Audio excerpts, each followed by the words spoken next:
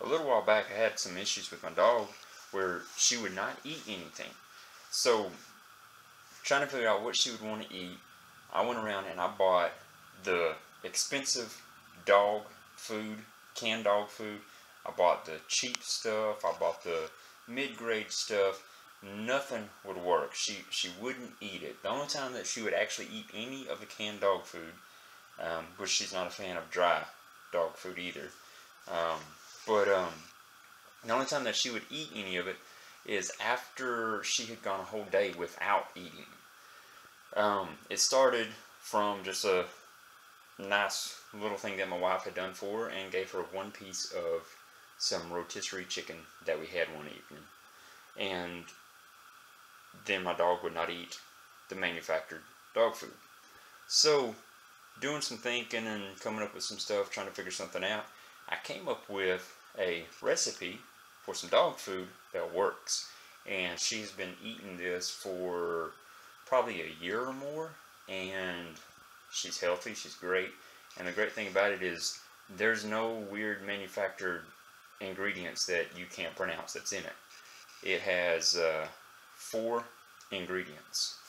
Of course, as you can see right here, skinless, boneless chicken breast. Of course, you want to make sure that when you cook them, that they are boneless, because the speed at which they debone these chickens, they may have a rib in it or something. So be cautious. Make sure you get the bones out if there's any in there. And then rice, about 1 cup of rice, 2 chicken breasts, 1 cup of rice, mixed vegetables, frozen, and they're fresh, and some chicken broth. Or, for a variety, you can do beef broth.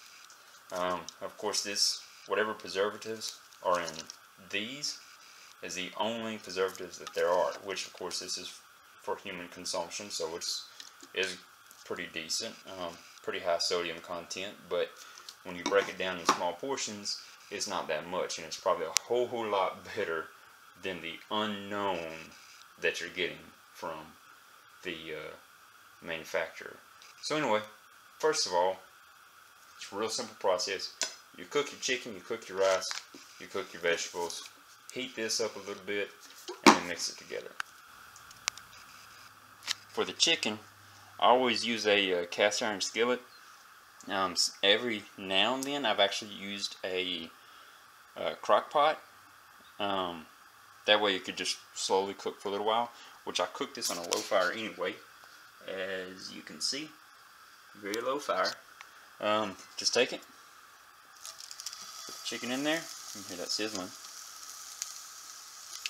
and you cook it slow.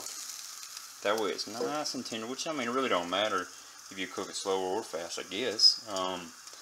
But if you cook it slow, the meat is tender, and actually, I mean, if you wanted to cook some chicken like this for yourself, season it up a little bit and cook it slow, it tastes great. But anyway, let it cook slow, and then when it's done, then of course all you gotta do is blend it up. And of course the rice, 1 cup of rice is gonna go in 2 cups of water.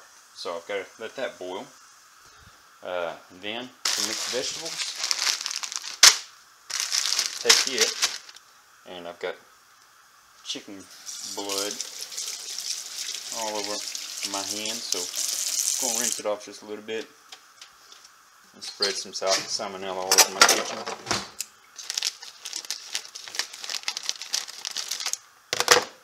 Oh, run away, carrot. Alright, just spill it all over the place. So, put frozen vegetables in there, and you see we had some lettuce in that colander.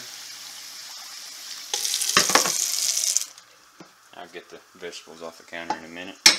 Anyway, so just turn that on and let that slow cook too. Since the chicken's slow cooking, the chicken may take 30-40 minutes maybe.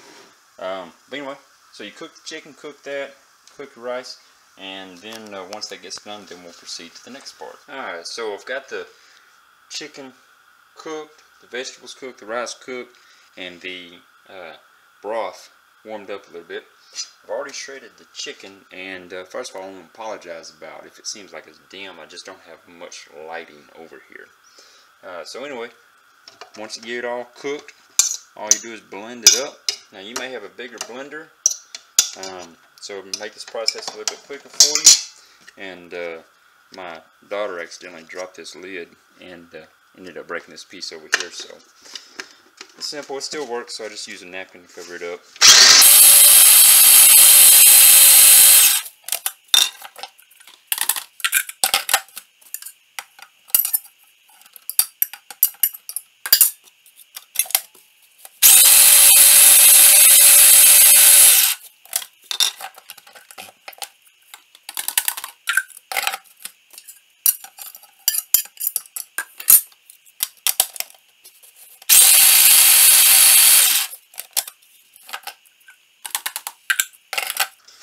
And like I said, cooking it slow, it makes the chicken real tender and tastes really good, especially if you put some seasoning on it. But for the dog, you don't want to put any seasoning on it, especially like I've got a schnauzer, and their stomachs get really upset if you put seasoning in their food, especially if they eat table food. You don't want to change their diet up too much. You want it to be pretty consistent all the time.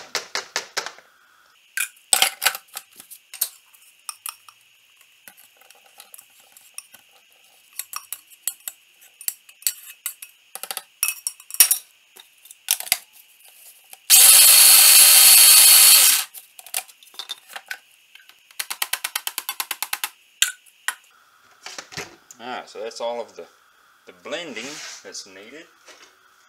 Let's take your rice, dump it in. See, it's still steaming.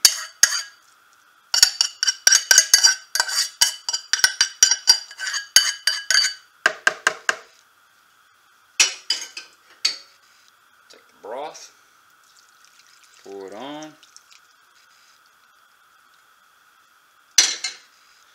and then find the fork stirs it better. You stir it up.